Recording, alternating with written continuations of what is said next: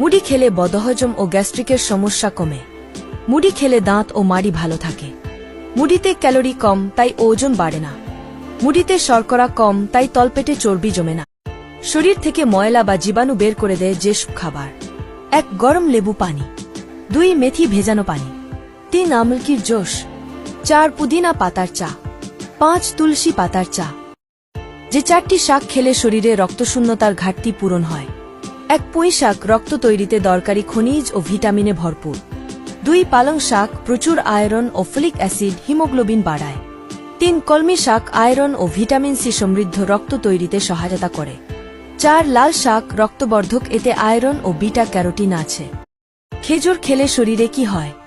দ্রুত শক্তি যোগায়, রক্তশূন্যতা দূর করে, হজম শক্তি ভালো রাখে, হৃদযন্ত্রের কার্যক্ষমতা বাড়ায়, হাড় ও দাঁত মজবুত করে। লাল আঙুর খেলে কি হয় জানেন? 1 প্রচুর অ্যান্টিঅক্সিডেন্ট থাকায় রোগ প্রতিরোধ ক্ষমতা বৃদ্ধি পায়। 2 হৃদরোগ প্রতিরোধ ও রক্তচাপ নিয়ন্ত্রণে রাখে। 3 ক্যান্সার প্রতিরোধ করে। 4 অ্যালঝাইমার রোগ প্রতিরোধ করে।